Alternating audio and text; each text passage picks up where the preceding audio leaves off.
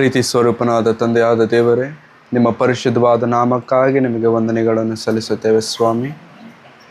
ಕರ್ತನೇ, ಈ ದಿನ ಈ ರೀತಿಯಾಗಿ ನಿಮ್ಮ ಸಮ್ಮುಖದಲ್ಲಿ ನಾವು ಬಂದು ನಿಂತಿದ್ದೇವೆ, ನಿಮ್ಮ ಮಾತುಗಳನ್ನು ಕೇಳುತ್ತಿದ್ದೇವೆ, ನಿಮ್ಮ ಮಾತುಗಳನ್ನು ಹೇಳುತ್ತಿದ್ದೇವೆ ಅಂತಂದರೆ ಸ್ವಾಮಿ, ನಮ್ಮ ಜೀವನದಲ್ಲಿ ನೀವು ಮಾಡಿದಂಥ ಅದ್ಭುತಗಳೇ ಅದಕ್ಕೆ ಕಾರಣವಾಗಿದೆ ಸ್ವಾಮಿ. ಮಾಡಿದಂಥ ಎಲ್ಲ ರೀತಿಯಾದಂಥ ಉಪಕಾರಗಳಿಗಾಗಿ, ಅದ್ಭುತಗಳಿಗಾಗಿ ನಿಮಗೆ ವಂದನೆಗಳನ್ನು ಸಲ್ಲಿಸ್ತೇವೆ. ಪ್ರತಿದಿನವೂ ನೂತನವಾಗಿ ನಮ್ಮ ಜೀವನಗಳಲ್ಲಿ, ಬದುಕಿನಲ್ಲಿ ನೀವು ದಯಪಾಲಿಸುತ್ತಾ ಬಂದಿದ್ದಕ್ಕಾಗಿ ನಿಮಗೆ ವಂದನೆಗಳು ಕರ್ತನೆ.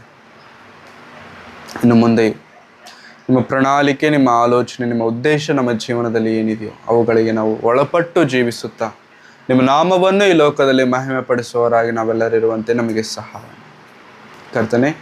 ಮಾಡಿದ ಎಲ್ಲ ರೀತಿಯ ಉಪಕಾರಗಳಿಗಾಗಿ ನಮಗೆ ವಂದನೆಗಳನ್ನು ಸಲ್ಲಿಸುತ್ತಾ ಯೇಸು ಕ್ರಿಸ್ತರವರ ಪರಿಶುದ್ಧವಾದ ನಾಮದಲ್ಲಿ ಪ್ರಾರ್ಥಿಸಿ ಬೇಡಿ ಹೊಂದಿದ್ದೇನೆ ತಂದೆಯಾದ ದೇವರೇ. ಸೇರಿ ಬಂದಂಥ ಆತ್ಮೀಯರೆಲ್ಲರಿಗೂ ಯೇಸು ಕ್ರಿಸ್ತರವರ ಪರಿಶುದ್ಧವಾದ ನಾಮದಲ್ಲಿ ನಾನು ವಂದನೆಗಳನ್ನು ಸಲ್ಲಿಸೋನಾಗಿದ್ದೇನೆ. ಪ್ರಿಯರೇ, ಇದುವರೆಗೂ ದೇವರು ಹಾಡುಗಳಲ್ಲಿಯೂ ಆರಾಧನೆಯಲ್ಲಿಯೂ ನಮ್ಮನ್ನು ನಡೆಸಿಕೊಂಡು ಬಂದಿದ್ದಾರೆ. ಅದಕ್ಕಾಗಿ ನಾನು ದೇವರಿಗೆ ವಂದನೆಗಳನ್ನು ಸಲ್ಲಿಸೋನಾಗಿದ್ದೇನೆ. ಚಿಕ್ಕ ಇತಿಹಾಸ, ಚಿಕ್ಕ ಚರಿತ್ರೆಯನ್ನು ನಾವು ಮಾತನಾಡಿಕೊಳ್ಳೋಣ. ಇದು ಸುಮಾರು 1800 ವರ್ಷದ ಸಮಯದಲ್ಲಿ ನಡೆದಂಥ ಒಂದು ಸಂಘಟನೆ. 1800 ವರ್ಷ ಅಥವಾ 1700 ವರ್ಷದ ಕೊನೆ, 800 ವರ್ಷದ ಪ್ರಾರಂಭದಲ್ಲಿ ನಡೆದಂಥ ಚಿಕ್ಕ ಸಂಘಟನೆ.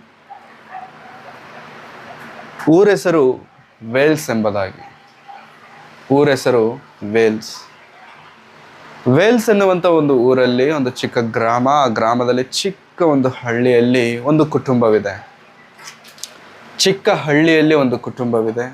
ತಂದೆ, ತಾಯಿ, ಮಗಳು. ಮಗಳ ಹೆಸರು ಮೇರಿ ಜಾನ್ಸ್ ಎಂಬುದಾಗಿ.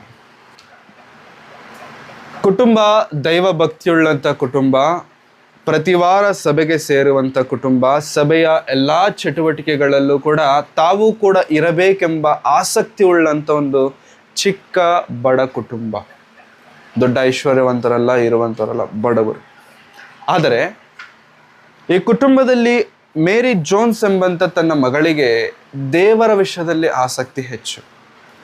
ದೇವರ ವಿಷಯದಲ್ಲಿ ಆಸಕ್ತಿ ಬಹಳ. ಹೇಗೆ ಅಂತಂದರೆ, ಸಭೆಗಳಲ್ಲಿ ಸಂಡೇ ಸ್ಕೂಲ್ ಇರುತ್ತೆ, ಗೊತ್ತಲ್ಲ ಪ್ರೇರಣೆ ನಮಗೆ. ಸಂಡೇ ಸ್ಕೂಲ್ಗಳಲ್ಲಿ ಒಂದೊಂದು ವಾರ ಒಂದೊಂದು ಕತೆಗಳನ್ನು ಹೇಳ್ತಾರೆ. ಕತೆಗಳು, ದಾವೀದನ ಚರಿತ್ರೆ, ಅಬ್ರಹಾಮನ ಚರಿತ್ರೆ, ಆದಾಮನ ಇತಿಹಾಸ, ಈ ರೀತಿ ಒಂದೊಂದು ವಾರ ಒಂದೊಂದು ಚರಿತ್ರೆ. ಪ್ರತಿ ವಾರ ಈ ಮಾತುಗಳನ್ನು ಕೇಳುತ್ತಿರುವಂಥ ಮೇರಿ ಜೋನ್ಸ್ಗೆ ಆ ಮಾತುಗಳು ಬಹಳ ಇಷ್ಟ ಆಯಿತು. ಎಷ್ಟು ಇಷ್ಟ ಆಯಿತು ಅಂತಂದರೆ, ಒಂದು ದಿನ ಮೇರಿ ಜೋನ್ಸ್ ಅಂದ್ಕೊಂಡಳು, ನನಗೂ ಕೂಡ ಇಂಥ ಕತೆಗಳು ಬೇಕು. ನಾನು ಕೂಡ ಪ್ರತಿ ವಾರ ಕೇಳೋದಲ್ಲ, ಭಾನುವಾರ ಒಂದು ವೇಳೆ ಈ ವಾಕ್ಯ ಕೇಳಿದ್ರೆ, ಆ ವಾಕ್ಯ ಕೇಳಿದಂಥ ವಾಕ್ಯ ಏನಾದರೂ ಕೇಳಿದಾಳಲ್ಲ, ಏನು ಕೇಳಿದಾಳೋ ಅವುಗಳನ್ನು ಕರೆಕ್ಟಾಗಿ ತಂದು ಮನೇಲಿ ಹೇಳ್ತಿದ್ಲು. ಅಪ್ಪ, ಇವತ್ತು ಪಾಸ್ಟ್ರ್ ಈ ಥರ ಹೇಳಿದ್ರು, ಇವತ್ತು ದೇವರ ವಾಕ್ಯ ಈ ರೀತಿ ಹೇಳಿದ್ರು. ವಾರ ಪೂರ್ತಿ ಅದೇ ಬಾಯಲ್ಲಿ ನೆನೆಸ್ಕೊಳ್ಳುತ್ತಾ ಯಾಕಂತಂದರೆ ಆ ಮೇರಿ ಜೋನ್ಸ್ಗೆ ಆ ವಿಷಯಗಳಲ್ಲಿ, ದೇವರ ವಿಷಯದಲ್ಲಿರುವಂಥ ಆಸಕ್ತಿ. ಸುಮಾರು 8 ವರ್ಷ ಆ ಹುಡುಗಿಗೆ. 8 ವರ್ಷ ಇರಬೇಕಾದ್ರೆ ಮೇರಿ ಜೋನ್ಸ್ ಅಂದುಕೊಂಡ್ಳು, ಈ ಪ್ರತಿ ವಾರ ಕೇಳುವಂಥ ಈ ಕಥೆಗಳು ಎಲ್ಲಿಂದ ಬರ್ತಿದ್ದಾವೆ ಅಂತ ನೋಡಿದ್ರೆ, ಟೀಚರ್ ಕೈಯಲ್ಲಿ, ಸಂಡೇ ಸ್ಕೂಲ್ ಟೀಚರ್ ಕೈಯಲ್ಲಿ ಒಂದು ಪುಸ್ತಕ ಇದೆ. ಆ ಪುಸ್ತಕದ ಮೇಲೆ ಸತ್ಯವೇದ ಅಂತ ಬರೆದಿದೆ, ದ ಹೋಲಿ ಬೈಬಲ್ ಎಂಬುದಾಗಿ. ಟೀಚರ್ನ ಕೇಳಿದ್ಲು, ಟೀಚರ್, ಎಲ್ಲಿಂದ ನೀವು ಈ ವಿಷಯಗಳನ್ನು ಹೇಳ್ತೀರಾ ಅಂತಂದರೆ, ಇದು ಬೈಬಲಲ್ಲಿರುವಂಥ ವಿಷಯಗಳನ್ನೇ ನಾನು ಹೇಳ್ತಿದ್ದೇನೆ, ನನ್ನ ಸ್ವಂತ ವಿಷಯಗಳನ್ನು ನಾನು ಹೇಳುತ್ತಿಲ್ಲ. ಇದು ಬೈಬಲಲ್ಲಿ ದಾವೀದನಿದ್ದಾನೆ, ಅಬ್ರಹಾಮನಿದ್ದಾನೆ, ಸಂಸೋನನಿದ್ದಾನೆ, ನ್ಯಾಯಸ್ಥಾಪಕರಿದ್ದಾರೆ, ಇದೆಲ್ಲ ಕೇಳ್ತಿರುವಂಥದ್ದು ಇದರಿಂದಾನೇ ಅಮ್ಮ. ಆಗ ಮೇರಿ ಜೋನ್ಸ್ ಕೇಳುವಂಥ ಒಂದೇ ಒಂದು ಪ್ರಶ್ನೆ, ಆದರೆ ಆ ಬುಕ್ ನನಗೆ ಬೇಕು, ಆದರೆ ಆ ಪುಸ್ತಕ ನನಗೆ ಬೇಕು. ಟೀಚರ್ ಹೇಳುವಂಥ ಮಾತು ನಗುತ್ತಾ ಹೇಳ್ತಾಳೆ, ಇದು ತುಂಬ ಕಾಸ್ಟ್ಲಿ. ಈ ಪುಸ್ತಕ, ಈ ಬೈಬಲ್ ಅನ್ನುವಂಥದ್ದು ಬಹಳ ಕಾಸ್ಟ್ಲಿ, ನಾನು ನಿನಗೆ ಕೊಡೋಕ್ಕಾಗಲ್ಲ ಇದು. ಮತ್ತು ಹೇಗೆ ಟೀಚರ್ ನನಗೆ ಬೇಕಲ್ಲ ಅಂತಂದರೆ, ನಿನ್ನದನ್ನು ನೀನೇ ಸಂಪಾದಿಸ್ಕೊಳ್ಬೇಕು, 8 ವರ್ಷದ ಹುಡುಗಿಗೆ ಬೈಬಲ್ ಬೇಕೆನ್ನುವಂಥ ಆಸಕ್ತಿ ಪ್ರಾರಂಭವಾಗಿ ಅದು ಸಂಪಾದಿಸಿಕೊಳ್ಳಬೇಕಂತಂದ್ರೆ ಅವ್ರ ಹತ್ರ ಐಶ್ವರ್ಯವಿಲ್ಲ. ಅಪ್ಪನನ್ನ ಹೋಗಿ ಕೇಳಿದ್ರೆ, ಅಪ್ಪ ನನಗೆ ಬೈಬಲ್ ಬೇಕು ಅಂತಂದ್ರೆ, ಇಲ್ಲಮ್ಮ ಬೈಬಲ್ ತಗೊಳ್ಳೋ ಅಷ್ಟು ಕೆಪಾಸಿಟಿ ನಮ್ಮ ಹತ್ರ ಇಲ್ಲ. ಯಾಕಂತಂದ್ರೆ ತುಂಬ ಕಾಸ್ಟ್ಲಿ ಬೈಬಲ್. ಅವತ್ತು ಬೈಬಲ್ ಇವತ್ತಾದ್ರೆ ನಮ್ಮೆಲ್ಲರ ಕೈಯಲ್ಲಿದೆ, ಅವತ್ತು ಬೈಬಲ್ ಎಲ್ಲರ ಕೈಗಳಲ್ಲಿ ಇರ್ತಿರ್ಲಿಲ್ಲ. ಅದು ಕೇವಲ ಪಾಸ್ಟರ್ ಕೈಯಲ್ಲಿ ಇರ್ತಿತ್ತು ಅಥವಾ ಐಶ್ವರ್ಯವಂತರ ಹತ್ರ ಮಾತ್ರ ಬೈಬಲ್ ಇರ್ತಿತ್ತು. ಎಲ್ಲರ ಹತ್ರ ಸತ್ಯವೇದ ಸಿಗ್ತಿರಲಿಲ್ಲ. ಅವರಿಗೆ ಸತ್ಯವೇದ ಕೇಳಬೇಕು ಅಂತಂದ್ರೆ ವಾರಕ್ಕೊಮ್ಮೆ, ಅದು ಭಾನುವಾರ ಮಾತ್ರ ಚರ್ಚಲ್ಲಿ ಪಾಸ್ಟರ್ ಹೇಳುವಂಥ ಮಾತುಗಳೇ. ಮೇರಿ ಜೋನ್ಸ್ಗೆ ಅನಿಸ್ತು, ಇಲ್ಲ ನನಗೂ ಕೂಡ ಇಂಥ ಪುಸ್ತಕ ಬೇಕು, ನನಗೂ ಕೂಡ ಇಂಥ ವಾಕ್ಯಗಳು ಬೇಕು, ನನಗೂ ಕೂಡ ಪ್ರತಿದಿನ ಈ ಮಾತುಗಳನ್ನು ನಾನು ಕೇಳಬೇಕು, ಓದಬೇಕೆಂಬಂಥ ಹಠ ಇದೆ ನೋಡಿ ಪ್ರಿಯರೇ. ಆ ಹಠದಿಂದ 6 ವರ್ಷ ಕೆಲಸ ಮಾಡಿದಾಳೆ. ಏನು ಕೆಲಸ ಅಂತಂದರೆ, ಊರಿಂದ ಸ್ವಲ್ಪ ದೂರದಲ್ಲಿ ಕಾಡಿದೆ. ಆ ಕಾಡಲ್ಲಿ ಕಟ್ಟಿಗೆಗಳು ಬಿದ್ದಿರ್ತಾವಲ್ವ, ಕಟ್ಟಿಗೆಗಳನ್ನು ಹೊತ್ಕೊಂಡು ಬರೋದು, ದಿನಾ ಸಾಯಂಕಾಲ ಕಟ್ಟಿಗೆಗಳನ್ನು ಹೊತ್ಕೊಂಡು ಬರೋದು. ಆ ಸಾಯಂಕಾಲ ತಂದಂಥ ಕಟ್ಟಿಗೆಗಳನ್ನು ಹಣಕ್ಕೆ ಮಾರೋದು ಕೆಲಸ. ಮತ್ತೆ ಇನ್ನೇನು ಮಾಡಿದಾಳೆ ಅಂತಂದರೆ, ಕೋಳಿ ಮೊಟ್ಟೆ ಇಡುತ್ತಲ್ಲ, ಆ ಮೊಟ್ಟೆಗಳನ್ನು ಮೊಟ್ಟೆಗಳನ್ನು ಮಾರೋದು, ಕಟ್ಟಿಗೆಗಳನ್ನು ಮಾರೋದು. ಯಾರ ಮನೇಲಾದ್ರೂ ಚಿಕ್ಕ ಪಾಪು ಇದ್ದರೆ, ನಿಮ್ಮ ಪಾಪುನ ನಾನು ನೋಡ್ಕೊಳ್ತೇನೆ, ಇಷ್ಟೊತ್ತಿಗೆ ಇಷ್ಟಂತ ನನಗೆ ಹಣ ಕೊಡಿ, ನಿಮ್ಮ ಮಗನ ನಾನು ನೋಡ್ಕೊಳ್ತೇನೆ ಅಂತೇಳಿ 6 ವರ್ಷ ಪ್ರಿಯರೇ. 8 ವರ್ಷ ಇರುವಂಥ ಹುಡುಗಿ 6 ವರ್ಷ ಕಷ್ಟಪಟ್ಟು ದುಡ್ಡನ್ನು ಸಂಪಾದನೆ ಮಾಡಿದ್ದಾಳೆ, ದುಡ್ಡನ್ನು ಕೂಡಿಟ್ಕೊಂಡಿದ್ದಾಳೆ. ದುಡ್ಡನ್ನು ಎಲ್ಲ ಸಂಪಾದನೆ ಮಾಡಿ ಒಂದು ಬೈಬಲ್ ತಗೊಳ್ಳೋದಕ್ಕೆ ಎಷ್ಟು ಹಣ ಬೇಕೋ ಅಷ್ಟನ್ನು ಸೇವ್ ಮಾಡ್ಕೊಂಡಿದ್ದಾಳೆ ಆ ಹುಡುಗಿ. ಅಪ್ಪನಿಂದ ಆಗಿಲ್ಲ ಸೇವ್ ಮಾಡಲಿಕ್ಕೆ, ಅಮ್ಮನಿಂದ ಆಗಲಿಲ್ಲ ಸೇವ್ ಮಾಡಲಿಕ್ಕೆ. ಸೇವ್ ಮಾಡ್ಕೊಂಡಿರುವಂಥ ಹಣವನ್ನು ಮತ್ತೆ ಬೈಬಲ್ ಟೀಚರ್ ಇದ್ರಲ್ಲ, ಆ ಟೀಚರ್ ಹತ್ರ ತಗೊಂಡೋಗ್ಬಿಟ್ಟು ಟೀಚರ್ಗೆ ಹೇಳ್ತಿದ್ದಾಳೆ, ಟೀಚರ್ ನನ್ನ ಹತ್ರ ದುಡ್ಡಿದೆ, ಬೈಬಲ್ ಕೊಡ್ತೀರಾ ಅಂತ ಕೇಳಿದ್ರೆ, ಇಲ್ಲ ಬೈಬಲ್ ನಾನು ಕೊಡಲ್ಲ, ನನ್ನ ಹತ್ರ ಇಲ್ಲ ಬೈಬಲ್. ಮತ್ತೆ ನಾನು ಇಷ್ಟು ವರ್ಷ ನನ್ನ ಆಸಕ್ತಿಯಿಂದ ಕಷ್ಟಪಟ್ಟು ದುಡ್ಡೆಲ್ಲ ಸಂಪಾದನೆ ಮಾಡಿ ಕೂಡಿಟ್ಕೊಂಡು ಈ ಬೈಬಲ್ಗೋಸ್ಕರ ನೀವು ಬೈಬಲ್ ಕೊಡಲ್ಲ ಅಂತ ಹೇಳ್ತೀರಾ? ಇಲ್ಲಮ್ಮ. ಈ ಸುತ್ತಮುತ್ತಲಿರುವಂಥ ಪ್ರಾಂತ್ಯಗಳಲ್ಲಿ ಒಂದು ಜಾಗ ಇದೆ. ಆ ಜಾಗದಲ್ಲಿ ಥಾಮಸ್ ಚಾರ್ಲ್ಸ್ ಎನ್ನುವಂಥ ಒಂದು ವ್ಯಕ್ತಿ ಸಿಗ್ತಾರೆ ನಿಮಗೆ. ಥಾಮಸ್ ಚಾರ್ಲ್ಸ್ ಬಳಿಯಲ್ಲಿ ಮಾತ್ರ ಬೈಬಲ್ಸ್ ಇರ್ತವೆ, ಇನ್ಯಾರ ಹತ್ರನೂ ಇರಲ್ಲ. ನಿನಗೆ ಬೈಬಲ್ ಬೇಕು ಅಂತಂದರೆ ನೀನು ಇಷ್ಟು ವರ್ಷ ಕೂಡಿಸಿಟ್ಟಿರುವಂಥ ಹಣವನ್ನು ತಗೊಂಡೋಗ್ಬಿಟ್ಟು ಥಾಮಸ್ ಚಾರ್ಲ್ಸ್ಗೆ ಕೊಡು, ಅವ್ರು ಕೊಡ್ತಾರೆ ನಿನಗೆ ಬೈಬಲ್. ಎಷ್ಟು ದೂರ ಟೀಚರ್? 42 ಕಿಲೋಮೀಟರ್ ಇಲ್ಲಿಂದ. 42 ಕಿಲೋಮೀಟರ್. ರಾತ್ರಿ ಎಲ್ಲ ಯೋಚನೆ ಮಾಡಿದ್ಲು. ಅಪ್ಪನಿಗ ಹುಷಾರಿಲ್ಲ, ಅಮ್ಮನಿಗ ಮನೆಯಲ್ಲಿ ಸಂಪಾದನೆ ಕಡಿಮೆ, ಕಷ್ಟ ಇದೆ ಮನೆಯಲ್ಲಿ. ಇವಾಗ ಅಪ್ಪ ಅಮ್ಮನ ನನ್ನ ಜೊತೆಗೆ 42 ಕಿಲೋಮೀಟರ್ ಬರೋಕೆ ಹೇಳಿದ್ರೆ ಬರ್ತಾರಾ? ಬರಲ್ಲ. ರಾತ್ರಿ ಎಲ್ಲ ಯೋಚನೆ ಮಾಡಿದ್ಲು. ರಾತ್ರಿ ಅಪ್ಪ ಹತ್ರ ಅಮ್ಮನ ಹತ್ರ ಹೋಗಿ ಕೇಳ್ತಿದ್ದಾಳೆ, ಅಪ್ಪ ನಾನು ಬೈಬಲ್ ತಗೊಳ್ಳೋದಕ್ಕೆ 42 ಕಿಲೋಮೀಟರ್ ದೂರ ಹೋಗ್ಬೇಕು. ಅಪ್ಪ ಅಮ್ಮ ಹೇಳ್ತಾರೆ, ಯಾಕಷ್ಟು ದೂರ? ಅದು ಒಬ್ಳೆ, ನಾವು ಬರೋಕ್ಕಾಗಲ್ಲ, ನೀನು ಒಬ್ಳೆ ಹೋಗೋಕ್ಕಾಗಲ್ಲ, ಬೇಡ. ಅಪ್ಪ ಅಮ್ಮನ್ನ ಹೇಗೋ ಮಾಡಿ ಒಪ್ಪಿಸ್ಬಿಟ್ಲು. ಅಪ್ಪ ಅಮ್ಮನಿಗೂ ಕೂಡ ಆ ಭರವಸೆ ಇತ್ತು, ನನ್ನ ಮಗಳಲ್ಲಿ ಆಸೆ ಹುಟ್ಟಿಸಿದ ಆತನು ದೇವರೇ ನಡೆಸ್ತಾರೆ. ಆಸೆ ಹುಟ್ಟಿಸಿದ ಆತನು ದೇವರೇ ಆಗಿರೋದ್ರಿಂದ ದೇವರೇ. ಮಾರನೇ ದಿನ ಬೆಳಿಗ್ಗೆ ಕತ್ಲಲ್ಲೇ ಎದ್ದಿದ್ದಾಳೆ, ಕಾಲಿಗೆ ಚಪ್ಪಲಿ ಇಲ್ಲ, ಬೆಳಿಗ್ಗೆ ಹೊರಟಿದ್ದಾಳೆ. ಕಾಡಿನ ಪ್ರಯಾಣ, ಅರಣ್ಯದ ಪ್ರಯಾಣ, ಮುಳ್ಳಿನ ದಾರಿ, ರೋಡ್ ಇಲ್ಲ, ಏನೂ ಇಲ್ಲ. 42 ಕಿಲೋಮೀಟರ್. ಬೆಳಿಗ್ಗೆ ಮನೆ ಬಿಟ್ಟು ಸಂಜೆ ಕತ್ತಲಾಗೋ ಅಷ್ಟರಲ್ಲಿ ಥಾಮಸ್ ಚಾರ್ಲ್ಸ್ ಇರುವಂಥ ಜಾಗಕ್ಕೆ ಸೇರಿಕೊಂಡು ಯಾರು? ಮೇರಿ ಜೋನ್ಸ್. 42 ಕಿಲೋಮೀಟ್ರ್. ಥಾಮಸ್ ಚಾರ್ಲ್ಸ್ ಹತ್ರ ಹೋಗ್ಬಿಟ್ಟು ಕೇಳ್ತಿದ್ದಾಳೆ, ಸರ್ ನಿಮ್ಮ ಹತ್ರ ಬೈಬಲ್ ಸಿಗುತ್ತಂತಲ್ಲ, ನಿಮ್ಮ ಹತ್ರ ಬೈಬಲ್ ಸಿಗುತ್ತೆ ಅನ್ನುವಂಥ ವಿಷಯ ನನಗೆ ಗೊತ್ತಾಗಿದ್ದು ನಿನ್ನೆನೆ ಗೊತ್ತಾಯಿತು. 42 ಕಿಲೋಮೀಟರ್ ನಾನು ನಡ್ಕೊಂಡು ಬಂದಿದ್ದೇನೆ ನಿಮಗೋಸ್ಕರ. ಈ ಹಣ ಇದೆ ನೋಡಿ, ಈ ಹಣನ ಒಂದು ದಿನದಲ್ಲಿ ನಾನು ಸಂಪಾದನೆ ಮಾಡಿಲ್ಲ. 6 ವರ್ಷ ಕಷ್ಟಪಟ್ಟು ಕೂಡಿಟ್ರೆ ಕಟ್ಟಿಗೆಗಳನ್ನು ಸೇರಿಸಿ, ಮೊಟ್ಟೆಗಳನ್ನು ಮಾರಿ, ಮಕ್ಕಳನ್ನು ನೋಡಿಕೊಂಡು ಸೇರಿಸಿರುವಂಥ ಹಣ, ಈ ಹಣ ಸರ್. ಈ ಹಣ ತಗೊಂಡು ನನಗೆ ಬೈಬಲ್ ಕೊಡಿ. ಆದರೆ ಥಾಮಸ್ ಚಾರ್ಲ್ಸ್ ಹತ್ರ ಇದ್ದದ್ದು 3 ಬೈಬಲ್ ಮಾತ್ರ. 3 ಬೈಬಲ್. ಈ 3 ಬೈಬಲ್ ಕೂಡ ಆಲ್ರೆಡಿ ಮಾತಾಡಿ ಇಟ್ಟಿರುವಂಥ ಬೈಬಲ್ಸ್, ಆಲ್ರೆಡಿ ನಿನಗೆ ಕೊಡ್ತೇನೆ ಅಂತೇಳಿ ಹೇಳಿ ಇಟ್ಟಿರುವಂಥ ಬೈಬಲ್ಸ್. ಇವಾಗ ಅವ್ರು ಬಂದರೆ ಇಲ್ಲ ಅಂತ ಹೇಳಲಿಕ್ಕಾಗಲ್ಲ, ಆಲ್ರೆಡಿ ಮಾರಿರುವಂಥ ಬೈಬಲ್ಸ್ ಆತನ ಹತ್ರ ಇದೆ. ಮೇರಿ ಜಾನ್ಸ್ಗೆ ಹೇಳ್ತಾನೆ, ಇಲ್ಲಮ್ಮ ಆಲ್ರೆಡಿ ನನ್ನ ಹತ್ರ ಬೈಬಲ್ಸ್ ಇದ್ದಾವೆ, ಇಲ್ಲ ಅಂತಲ್ಲ, ಬಟ್ ಅವು ನಿನಗೆ ಕೊಡೋಕ್ಕಾಗಲ್ಲ, ಮಾರ್ಬಿಟ್ಟಿದ್ದೇನೆ ಆಲ್ರೆಡಿ, ಅದನ್ನು ಆಲ್ರೆಡಿ ಒಬ್ರಿಗೆ ನಾನು ಕೊಡ್ತೇನೆ ಅಂತ ಮಾತು ಕೊಟ್ಬಿಟ್ಟಿದ್ದೇನೆ, ಏನೂ ಮಾಡೋಕ್ಕಾಗಲ್ಲ ಅಂತ ಹೇಳಿದ ತಕ್ಷಣ ಪ್ರಿಯರೇ, ಅಂತ ಹೇಳಿದ ತಕ್ಷಣ 6 ವರ್ಷ ಕಷ್ಟಪಟ್ಟಿದಂಥ ಹಣ ಹಿಡ್ಕೊಂಡು 42 ಕಿಲೋಮೀಟರ್ ಬಂದಿರುವಂಥ ಆ ಕಾಲುಗಳ ನೋವು, ದುಃಖ, ಎಲ್ಲದರಿಂದ ಇಲ್ಲ ಅಂತ ಹೇಳಿದ ತಕ್ಷಣ ಅಲ್ಲೇ ಬಿದ್ದುಬಿಟ್ಟು, ಅಲ್ಲೇ ರೋಡಲ್ಲೇ ಬಿದ್ದುಬಿಟ್ಟು ದೇವ್ರ ಹತ್ರ ಪ್ರಾರ್ಥನೆ ಮಾಡ್ತಾಳೆ, ದೇವ್ರೇ ಏನಪ್ಪ ನೀನು ಬೇಕು ಅಂತ ತಾನೇ ಇಷ್ಟು ದೂರ ನಾನು ಬಂದೆ, ನೀನು ಬೇಕು ಅಂತಾನೆ ತಾನೇ ಇಷ್ಟು ದೂರ ನಾನು ನಡ್ಕೊಂಡು ಬಂದೆ, ದುಡ್ಡೆಲ್ಲ ಕೂಡಿಟ್ಕೊಂಡೆ, ಇಷ್ಟೆಲ್ಲ ಮಾಡಿದ್ಮೇಲೆ ಇಲ್ಲಿ ನೋಡಿದ್ರೆ ಬೈಬಲ್ ಇಲ್ವಲ್ಲ ಅಂತೇಳಿ ಗೋಳಾಡ್ತಿದ್ದಾಳೆ, ವೆಕ್ಕಿ ಆಡೋಣ ಅಂತಾರಲ್ಲ ಆ ಥರ ಅಳ್ತಾ ಇದ್ದಾಳೆ, ದುಃಖಿಸ್ಕೊಂಡು ಅಳ್ತಾ ಇದ್ದಾಳೆ. ಇದನ್ನು ನೋಡಿ ಥಾಮಸ್ ಚಾರ್ಲ್ಸ್ಗೆ ಮನಸ್ಸು ತುಂಬ ದುಃಖ ಆಯಿತು. ಸರಿ ಆಯಿತು, ನೀನು ದುಃಖ ಪಡಬೇಡ, ನಿನ್ನ ಕಷ್ಟ ನನಗೆ ಅರ್ಥ ಆಯಿತು, ನಿನ್ನ ಆಸಕ್ತಿ ನನಗೆ ಅರ್ಥ ಆಯಿತು, ತಗೋ ಈ 3 ಬೈಬಲಲ್ಲಿ ಒಂದು ಬೈಬಲ್ ನಾನು ನಿನಗೆ ಕೊಡ್ತೇನೆ. ಅವ್ರಿಗೆ ನಾನು ಏನೋ ಒಂದು ಹೇಳ್ಕೊಳ್ತೀನಿ, ನೆಕ್ಸ್ಟ್ ಮತ್ತೆ ಪ್ರಿಂಟಿಂಗ್ ಬಂದಾಗ ಕೊಡ್ತೇನೆ ಅಂತ ನಾನು ಹೇಳ್ತೇನೆ, ಈ 3 ಬೈಬಲಲ್ಲಿ ಒಂದು ಬೈಬಲ್ ನೀನು ತಗೋ. ಆ ಬೈಬಲ್ ತಗೊಂಡಿದ ತಕ್ಷಣ ಆ 11-12 ವರ್ಷದ ಹುಡುಗಿಗೆ ಎಷ್ಟು ಖುಷಿ ಆಯಿತು ಅಂತಂದರೆ, ಬೈಬಲ್ ಕೈಗೆ ಸಿಕ್ಕಿದ ತಕ್ಷಣ ಮುದ್ದಿಟ್ಕೊಂಡು, ಬೈಬಲ್ ಕೈಗೆ ಸಿಕ್ಕಿದ ತಕ್ಷಣ ಎದೆಗೆ ಜೋರಾಗಿ ತಪ್ಪಿಕೊಂಡು ದೇವರಿಗೆ ಸ್ತೋತ್ರ ಹೇಳಿ, ಥಾಮಸ್ ಚಾರ್ಲ್ಸ್ಗೆ ಥ್ಯಾಂಕ್ಸ್ ಹೇಳಿ, ಮತ್ತೆ ಮನೆಗೆ 42 ಕಿಲೋಮೀಟ್ರ್ ಮತ್ತೆ ಮನೆಗೆ ಪ್ರಯಾಣ ಮಾಡಿ ಹೋಗಿ, ಮನೆಗೆ ಬಂದಿದ ತಕ್ಷಣ ಅಪ್ಪ ಇಲ್ಲಿ ಬೈಬಲ್, ಅಮ್ಮ ಇದು ಬೈಬಲ್. 42 ಕಿಲೋಮೀಟ್ರ್ 84 ಕಿಲೋಮೀಟ್ರ್ ಪ್ರಯಾಣ ಮಾಡಿ, ಕಾಲಿಗೆ ಚಪ್ಪಲಿ ಇಲ್ಲದೆ ಬೇರ್ ಫೂಟಾಗಿ ಪ್ರಯಾಣ ಮಾಡಿ ನಾನು ತಗೊಂಡ್ಬಂದಿರುವಂಥ ಬೈಬಲ್ ಇದೆ ಅಮ್ಮ, ನೋಡಿ ಹೆಂಗಿದೆ ಬೈಬಲ್. ಆವತ್ತಿಂದ ಪ್ರಿಯರೇ, ಆವತ್ತಿಂದ ದಿನಕ್ಕೆ 3-5 ಗಂಟೆ ಬೈಬಲ್ ಓದೋದಕ್ಕೆ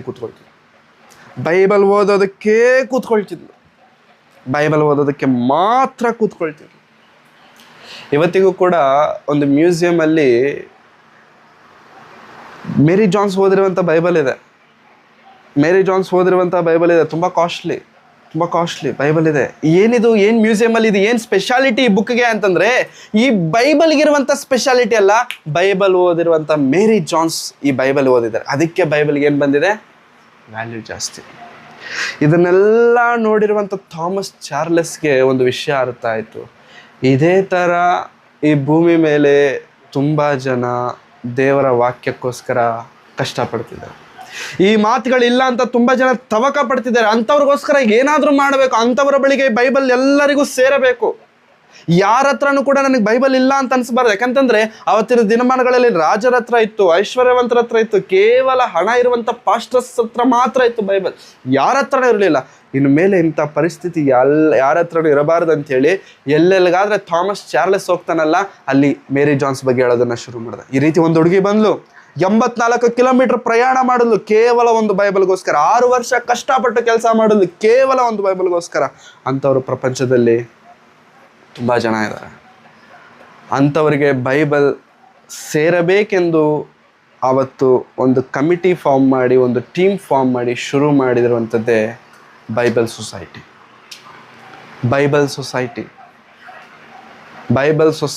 ಎಲ್ಲೋ ಕೇಳಿದ್ದೀವಲ್ವ ಈ ಮಾತು? ಬೈಬಲ್ ತಿರುಗಿಸಿದ್ರೆ ಹಿಂದೆ BSI ಅಂತ ಇರುತ್ತೆ. BSI that stands for Bible Society of India. Bible Society ಪ್ರಪಂಚವ್ಯಾಪ್ತವಾಗಿ ಎಲ್ಲ ಕಡೆ ಇದೆ ಬೈಬಲ್ ಸೊಸೈಟಿ ಆಫ್ ಇಂಡಿಯಾ. ನೋಡಿ, ಬೇಕಾದರೆ ಬೈಬಲ್ ಫಸ್ಟ್ ಪೇಜ್ ತೆಗೆದು ನೋಡಿ. ಅದಕ್ಕೆ ನಾನು ಗುರುವಾರನೂ ಕೂಡ ಹೇಳಿದೆ, ಫಸ್ಟ್ ಪೇಜ್ ತೆಗೀರಿ, ಏನಿರುತ್ತೆ, ಬೈಬಲ್ ಸೊಸೈಟಿ ಆಫ್ ಇಂಡಿಯಾ. ಇವತ್ತು ನಮ್ಮ ಕೈಗಳಲ್ಲಿ ಬೈಬಲ್ ಇರೋದಕ್ಕೆ ಕಾರಣವೇನೋ ಗೊತ್ತಾ ಪ್ರಿಯರೇ? 12-13 ವರ್ಷದ ಹುಡುಗಿಯ ವಿಶ್ವಾಸ.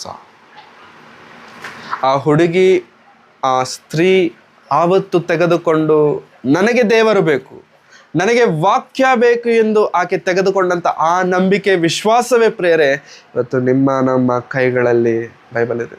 ಕಾಸ್ಟ್ಲಿನಾ ಚೀಪಾ? ಕಾಸ್ಟ್ಲಿ ಇದೆಯಾ ಬೈಬಲ್? ಕಾಸ್ಟ್ಲಿ ಇದೆಯಾ ನಮಗೆ ಇವತ್ತು? ನಮಗೆ ಕಾಸ್ಟ್ಲಿ ಇಲ್ಲ. ಮೇರಿ ಜೋನ್ಸ್ ತೆಗೆದುಕೊಳ್ಳಬೇಕಂತ ಅಂದುಕೊಂಡಾಗ ಅದು ಕಾಸ್ಟ್ಲಿ. ಇವಾಗ ನಮ್ಗೆ ಅಷ್ಟೊಂದು ಕಾಸ್ಟ್ ಇಲ್ಲ. ಇವತ್ತು ನಮ್ಮೆಲ್ಲರ ಕೈಯಲ್ಲಿ ಬೈಬಲ್ ಇದೆ ಅಂತಂದರೆ ಅರ್ಥ ಮಾಡ್ಕೊಳ್ಳಿ, ಕೆಲವೊಮ್ಮೆ ನಾವು ದುಡ್ಡು ಕೊಟ್ಟು ತಗೊಂಡಿರ್ತೇವೆ, ತುಂಬ ಪರಿಸ್ಥಿತಿಗಳಲ್ಲಿ ದುಡ್ಡು ಕೊಟ್ಟು ತಗೊಂಡಿರಲ್ಲ ನಾವು. ಅದು ಯಾರೋ ನಮಗೆ ಕೊಟ್ಟಿರ್ತಾರೆ, ಉಚಿತವಾಗಿ ಫ್ರೀ ಆಗಿ ಬಂದಿರುತ್ತೆ ಆ ಬೈಬಲ್ ನಮಗೆ.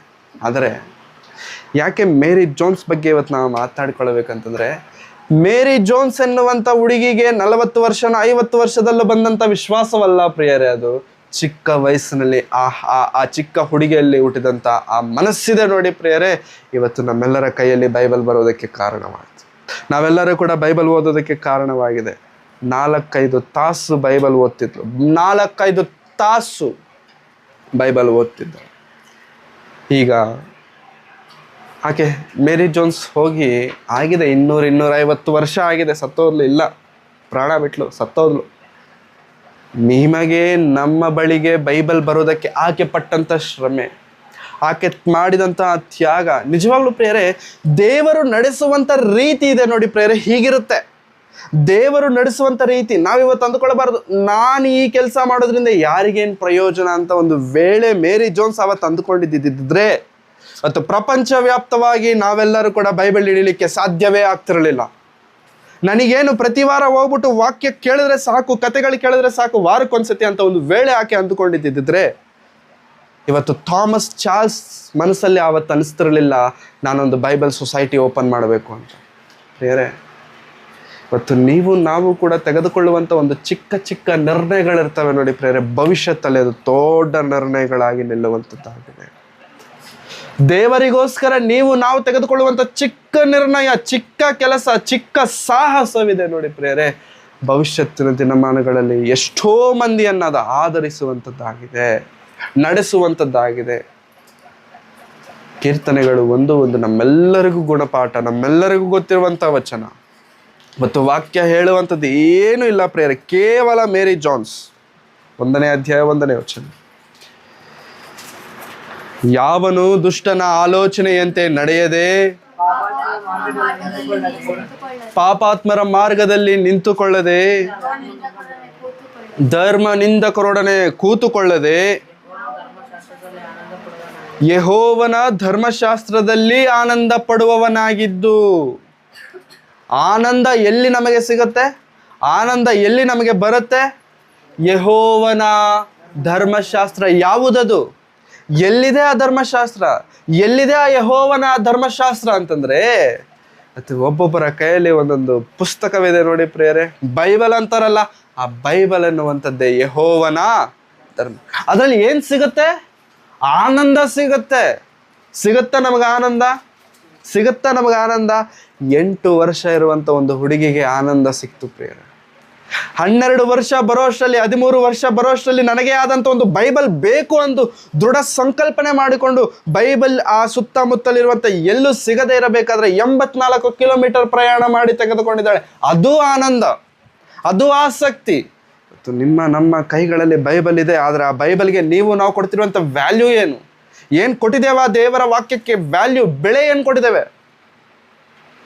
ಬೈಬಲ್ ಇದೆ, ಬೈಬಲ್ ಓದಬೇಕು, ಏನು ಪ್ರಯೋಜನ ಅದರಿಂದ? ನಾವು ಕಳೆದುಕೊಂಡಿರುವಂಥದ್ದು ಏನು? ಯೆಹೋವನ ಧರ್ಮಶಾಸ್ತ್ರದಲ್ಲಿ ಆನಂದ ಪಡುವವನಾಗಿದ್ದು ಅದನ್ನೇ, ಯಾವುದು? ಯೆಹೋವನ ಅದನ್ನೇ ಹಗಲು ಇರುಳು ಧ್ಯಾನಿಸುತ್ತಿರುವವನು ಅವನು ಎಷ್ಟೋ ಧನ್ಯನು. ಎಷ್ಟೋ ಮಂದಿಗೆ ಧನ್ಯತೆಯನ್ನು ಕೊಡುವವನವನು. ಎಷ್ಟೋ ಮಂದಿಗೆ ಧನ್ಯನಾಗ್ತಾನೆ, ಎಷ್ಟೋ ಮಂದಿಗೆ ಭಾಗ್ಯವಂತನಾಗ್ತಾನೆ. ಯಾರು? ಧರ್ಮಶಾಸ್ತ್ರವನ್ನು ಹಿಡಿದವರು. ಬೈಬಲ್ ಹಿಡಿದಂಥವರನ್ನ ದೇವರು ಎಂದಿಗೂ ಕೈ ಬಿಡುವವನಲ್ಲ. ದೇವರನ್ನ ಹಿಡಿದಂಥವರನ್ನ ದೇವರು ಎಂದಿಗೂ ಕೈ ಬಿಡುವ ಆತನಲ್ಲ ಪ್ರಿಯರೇ. ಇವತ್ತು ನಾವು ಸತ್ಯವೇದದಲ್ಲಿ ಆಸಕ್ತರಾಗಿದ್ದುಕೊಂಡು ಸತ್ಯವೇದದಲ್ಲಿ ನಾವು ನಿಜವಾಗ್ಲೂ ಆಸಕ್ತಿಯನ್ನು ತೋರಿಸುತ್ತಾ ಹಗಲಿರುಳು ಅವುಗಳನ್ನು ಧ್ಯಾನಿಸುವುದಾದರೆ ದೇವರು ತಾನೇ ಬಾಯಿ ತೆರೆದು ಹೇಳುತ್ತಿರುವಂಥ ಮಾತು, ಅವನು ಎಷ್ಟೋ ಧನ್ಯನು. ಹೇಗೆ ದೇವರೇ ಧನ್ಯತೆ ಅಂತಂದ್ರೆ ಮುಂದೆ ಹೇಳ್ತಾರೆ, ಹೇಗೆ ಧನ್ಯತೆ ದೇವರೇ ಅಂತಂದ್ರೆ ಅವನು ನೀರಿನ ಕಾಲುವೆಗಳ ಬಳಿಯಲ್ಲಿ ಅವನು ಹೇಗಿರ್ತಾನೆ ಗೊತ್ತಾ? ಅವನ ಜೀವನ ಬದಲಾಗತ್ತೆ, ಅವನ ಬದುಕು ಬದಲಾಗತ್ತೆ, ಅವನ ಚರಿತ್ರೆ ಬದಲಾಗತ್ತೆ. 10 ವರ್ಷ ಬಿಟ್ಕೊಂಡು ನೋಡಿದ್ರೆ ಅವನ ಬಗ್ಗೆ ಹೇಳ್ಕೊಳ್ಳುವಂತವ್ರು ತುಂಬಾ ಜನ ಇರ್ತಾರೆ. ಏನು ಬೈಬಲ್ ಓದಿದ್ರೆ, ಬೈಬಲ್ ಧ್ಯಾನಿಸಿದ್ರೇನೆ? ಹೌದು. ಅವನು ನೀರಿನ ಕಾಲುವೆಗಳ ಬಳಿಯಲ್ಲಿ ಬೆಳೆದಿರುವ ಮರದ ಆಗಿರುವನು. ಮರ ಯಾವತ್ತು ಕಾಡಲ್ಲಿರುವಂತ ಮರಗಳಿರ್ತವೆ, ಪುಷ್ಟಿಯಾಗಿರ್ತವೆ. ಯಾಕೆ ಹೇಳಿ? ಕಾಡಲ್ಲಿ ನೀರು ಹರಿತಾ ಇರುತ್ತೆ. ನೀರು ಎಲ್ಲಿರುತ್ತೋ ಅಲ್ಲಿ ಮರಗಳಿರ್ತವೆ ನೋಡಿ, ಪುಷ್ಟಿಯಾಗಿರ್ತವೆ. ಏನಾದ್ರೂ ಕೊರತೆ ಇರುತ್ತೆ ಅದಕ್ಕೆ. ಮರಕ್ಕೇನು ಬೇಕು? ಒಂದು ನೀರು, ಇನ್ನೊಂದು ಬಿಸಿಲು. ಇವೆರಡು ಇತ್ತು ಅಂತಂದ್ರೆ ಪುಷ್ಟಿಯಾಗಿರ್ತವೆ ಮರಗಳು. ಯಾವ ಮರದೊಂದಿಗೆ ದೇವರು ಹೋಲಿಸಿದ್ದಾರೆ ಅಂತಂದ್ರೆ ನೀರಿನ ಕಾಲುವೆಗಳ ಬಳಿಯಲ್ಲಿ ಬೆಳೆದಿರುವ ಮರದ ಹಾಗಿರುವ ಅಂಥ ಬದುಕು ಯಾರು ನಮಗೆ ಕೊಡ್ತಾರೆ ಅಂತಂದ್ರೆ ದೇವರಾದರೆ, ಆ ದೇವರು ಈ ಭೂಮಿಯ ಮೇಲೆ ನಮಗೆ ತೋರಿಸುತ್ತಿರುವಂತ ಸೂಚನೆ ಏನೋ ಗೊತ್ತಾ? ಯೆಹೋವನ ಧರ್ಮಶಾಸ್ತ್ರ. ಆ ಧರ್ಮಶಾಸ್ತ್ರ ನಿನ್ನ ಬಳಿಯಲ್ಲಿರಬೇಕು. ಆ ಧರ್ಮಶಾಸ್ತ್ರವೇ ನೀರು, ಆ ಧರ್ಮಶಾಸ್ತ್ರವೇ ಆ ಬೆಳಕು. ಆ ಬೆಳಕು ನಿನ್ನ ಬಳಿಯಲ್ಲಿದ್ದರೆ ನೀನು ನೀರಿನ ಕಾಲುವೆಗಳ ಬಳಿಯಲ್ಲಿ ನೆಟ್ಟಿರುವಂತ ಮರದ ಹಾಗೆ ಇರುವೆ. ಮತ್ತೆ ಮುಂದಕ್ಕೆ, ಅಂಥ ಮರವು ತಕ್ಕ ಕಾಲದಲ್ಲಿ ಫಲ ಕೊಡುತ್ತದಲ್ಲ, ಅದರ ಎಳೆ ಬಾಡುವುದಿಲ್ಲ. ಹೇಗಾದರೆ ಅದರ ಎಳೆಯು ಬಾಡುವುದಿಲ್ಲವೋ ಅದರಂತೆ ಅವನ ಕಾರ್ಯಗಳೆಲ್ಲವೂ ಸಫಲವಾಗುವ. ದೇವರ ವಾಕ್ಯಕ್ಕೆ ಎಷ್ಟು ವ್ಯಾಲ್ಯೂ ಇದೆಯಾ? Yes sir. ಧರ್ಮಶಾಸ್ತ್ರಕ್ಕೆ ಎಷ್ಟೊಂದು ಶ್ರೇಷ್ಠತೆ ಇದೆಯಾ? Yes it is. ಮತ್ತೆ ಅಂತ ಶ್ರೇಷ್ಠವಾದ ಧರ್ಮಶಾಸ್ತ್ರ, ಅಂತ ಬೆಳೆವುಳ್ಳ ದೇವರ ವಾಕ್ಯಗಳನ್ನ ಪ್ರಿಯರೇ, ನಾವು ಎಷ್ಟರವರೆಗೆ ಅದಕ್ಕೆ ಪ್ರಾಧಾನ್ಯತೆಯನ್ನ, ಮಾನ್ಯತೆಯನ್ನ ಕೊಡ್ತಿದ್ದೇವೆ? ದೇವರ ವಾಕ್ಯ ಅನ್ನುವಂಥದ್ದು ಪ್ರಿಯರೇ ನಿಜವಾಗಲೂ ಅನೇಕರ ಬದುಕುಗಳನ್ನ ಬೆಳಗಿಸಿದೆ, ಅನೇಕರನ್ನು ದೇವರಲ್ಲಿ ನಿಲ್ಲಿಸಿದೆ. ಸತ್ತೋಗಬೇಕಂದಂದುಕೊಂಡವರನ್ನ ದೇವರಲ್ಲಿ ದೃಢವಾಗಿ ನಿಲ್ಲಿಸಿರುವಂಥದ್ದು ದೇವರ ವಾಕ್ಯ. ಅಂಥ ದೇವರ ವಾಕ್ಯ ನಮ್ಮ ಬಳಿಗೆ ದೇವರು ಉಚಿತವಾಗಿ, ಬಹುಮಾನವಾಗಿ, ಬೆಳೆವುಳ್ಳದ್ದಾಗಿ ದೇವರು ಕೊಡ್ತಿದ್ರೆ ಪ್ರಿಯರೇ, ಅದಕ್ಕೆ ಎಷ್ಟರವರೆಗೂ ಬೆಳೆ ಕಟ್ತಿದ್ದೇವೆ? ಎಷ್ಟರವರೆಗೂ, ಯಾವ ಮಟ್ಟಿ, ಯಾವ ಲೆವೆಲಲ್ಲಿ ಅದನ್ನು ನಾವು ಇಟ್ಟಿದ್ದೇವೆ? ಮೇರಿ ಜೋನ್ಸ್ 8 ವರ್ಷ ಇರಬೇಕಾದ್ರೆ ಆಕೆಯಲ್ಲಿ ಹುಟ್ಟಿದಂಥ ಆಸೆ. ಅಪ್ಪ ಹೇಳಿಲ್ಲ, ಅಮ್ಮ ನೀನು ಬೈಬಲ್ ತಗೋ ಅಂತ. ಅಮ್ಮ ಹೇಳಿಲ್ಲ, ಅಮ್ಮ ನೀನು ಬೈಬಲ್ ತಗೊಂಡು ಬೈಬಲ್ ಓದು, ದೇವರು ನಿನ್ನನ್ನು ಎಲ್ಲೋ ಇಡ್ತಾರೆ. ಅಮ್ಮ ಹೇಳಿಲ್ಲ, ಅಪ್ಪ ಹೇಳಿಲ್ಲ. 8 ವರ್ಷ ಇರುವಂಥ ಹುಡುಗಿಯ ಹೃದಯದಲ್ಲಿ ಹುಟ್ಟಿದಿರುವಂಥದ್ದು, ನನಗೆ ದೇವರು ಬೇಕು, ನನಗೆ ವಾಕ್ಯ ಬೇಕು. ಆ ಆಸಕ್ತಿ ಆಕೆಯನ್ನು 84 ಕಿಲೋಮೀಟರ್ ನಡೆಸುವಂತೆ ಮಾಡಿತು. ಆ ಆಸಕ್ತಿ ಆಕೆಯನ್ನು ದೇವರಲ್ಲಿ ದೃಢವಾಗಿ ನಿಲ್ಲುವಂತೆ ಮಾಡಿತು. ಅದೇ ಆಸಕ್ತಿ ಇವತ್ತು ನಮ್ಮ ಕೈಗಳಿಗೆ ಬೈಬಲ್ ಬರುವಂತೆ ಕಾರಣವಾಯಿತು. ಪ್ರಿಯರೇ, ದೇವರ ವಿಷಯದಲ್ಲಿ ಎಷ್ಟು ಆಸಕ್ತಿ ನಮ್ಮಲ್ಲಿದೆ, ಎಷ್ಟು ಆಸಕ್ತಿ ನಮ್ಮಲ್ಲಿದೆ. ಆಸಕ್ತಿಯನ್ನು ಅಳತೆ ಮಾಡುವಂಥದ್ದೇನೋ ಗೊತ್ತಾ? ಬೈಬಲ್, ಪರಿಶುದ್ಧ ಗ್ರಂಥ, ಸತ್ಯವೇದ. ಸ್ಕೇಲ್ ಏನಿದೆ? ಟೊಮೆಟೊ ತೆಗೆದುಕೊಳ್ಳುತ್ತೇವೆ, ಅದನ್ನ ಅಳತೆ ಮಾಡೋದಕ್ಕೆ ಒಂದು ಲೆಕ್ಕ ಇದೆ. ಏನಂತಾರೆ ಅದನ್ನ? Kilogram, kg.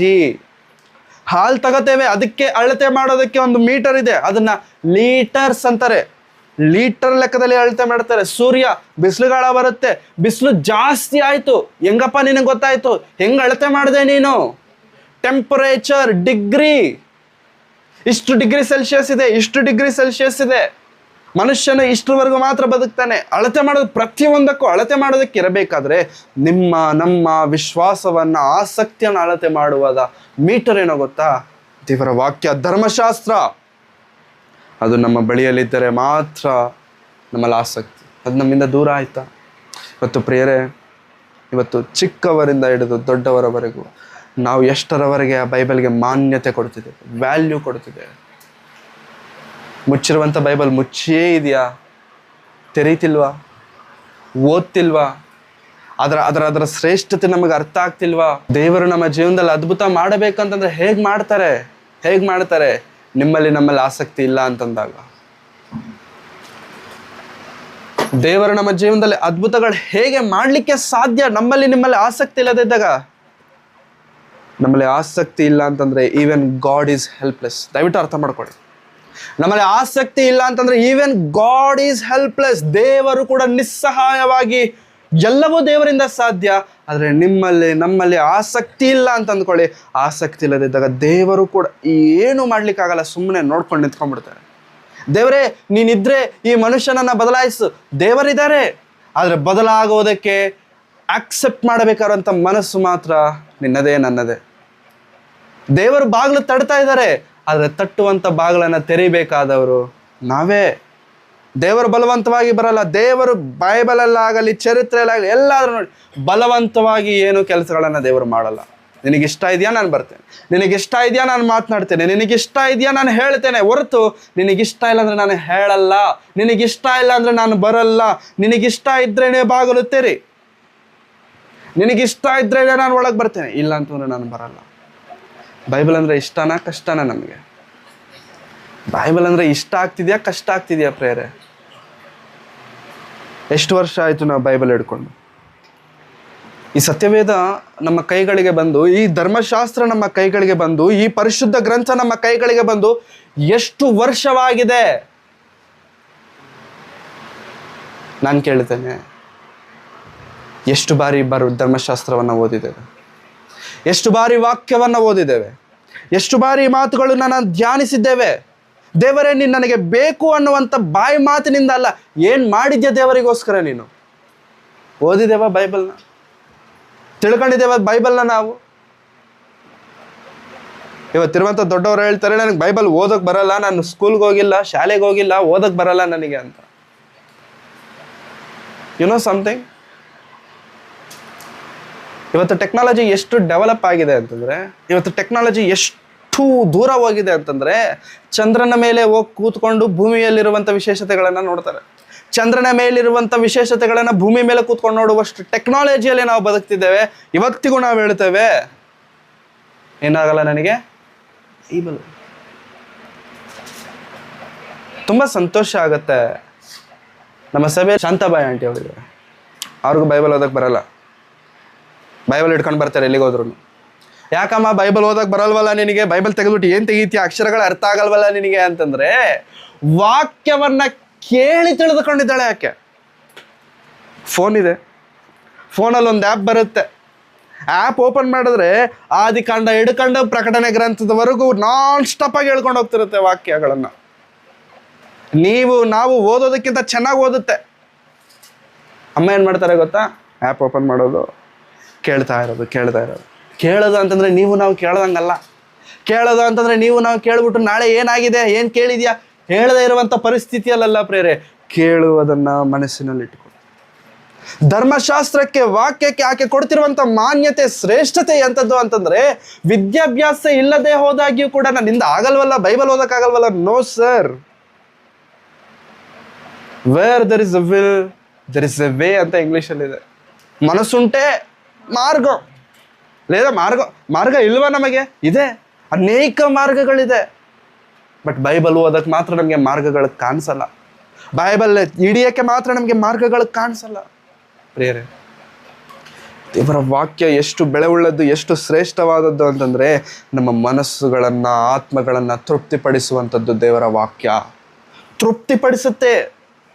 ಹಸಿವಲ್ಲಿರಬೇಕಾದ್ರೆ ಒಂದು ಪ್ಲೇಟ್ ಬಿರಿಯಾನಿನ ಫುಲ್ಲು ತಿಂದರೆ ಎಷ್ಟು ತೃಪ್ತಿ ಇರುತ್ತೋ, ಅದಕ್ಕಿಂತ 100 ಪಟ್ಟು ತೃಪ್ತಿ ಕೊಡುವಂಥದ್ದು ದೇವರ ವಾಕ್ಯ. ನೆನಪಿಟ್ಕೊಳ್ಳಿ, ಅದಕ್ಕಿಂತ ಎಷ್ಟೋ ಮಿಗಿಲಾಗಿರುವಂಥದ್ದು ದೇವರ ವಾಕ್ಯ. ಅದಕ್ಕೆ ದೇವರು ಹೇಳ್ತಾರೆ, ನಿನ್ನ ವಾಕ್ಯ, ದಾವೀದನು ಹೇಳ್ತಾನೆ, ದೇವರೇ ನಿನ್ನ ವಾಕ್ಯವು ಜೇನುತುಪ್ಪಕ್ಕಿಂತಲೂ, ಶೋಧಿಸಿದ ಜೇನುತುಪ್ಪಕ್ಕಿಂತಲೂ ಸಿಹಿ.